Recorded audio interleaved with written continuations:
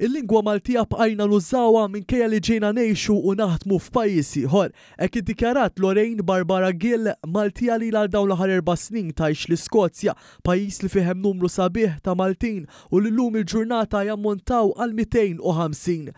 Ta' sikwit il-komunità Maltija fl-Iskozja tiltaqa' għal attivitajiet differenti u fl-istess ħin iżomm ħajjin it-tradizzjonijiet tagħna minkejja li jinsabu aktar minn 2000 mil il-bot mingħajr twelidhom.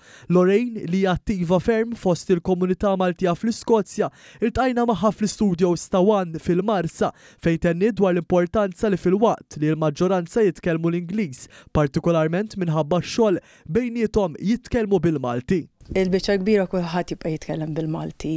Jiena nenfasizza ħafna li l-lingwa ma tintilifx.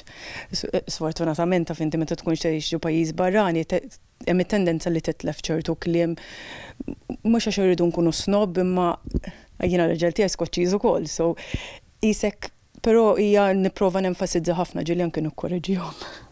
Lorraine żidet tgħid kif fost il-komunità Maltija hemm dawk li emigraw l-Iskozja snin ilu u notat kif minkejja li f'pajjiż barrani il-Maltin bejniethom baqgħu ikunu ta' spalla għal xulxin. Hemm min ilu snin twal, hemm jiġifieri anke second u third generations hemmhekk.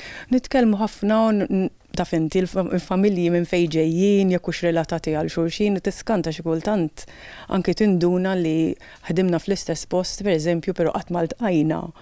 It is quite a close-knit community, maqudin ħafna bħala Maltin, naf jekk konna bżonn xi ħaġa u ngħixu viċin nibgħatu l xi ħadd jew isminti niżel Malta jew tiela minn Malta għandek abtit iġib li nqatt nelba tat-tork taf x'intek.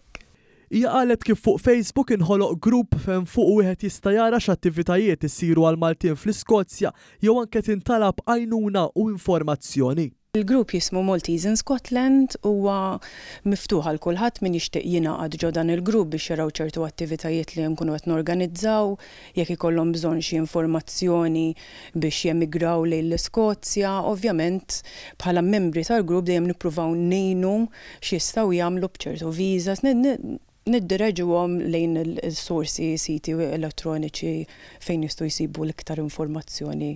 Lorraine hija wkoll membru fuq il-bord tal-Maltin li jgħixu barra li huwa mmexxi mill-Ministru għall-Affarijiet Barranin u Ewropej Ian Borch.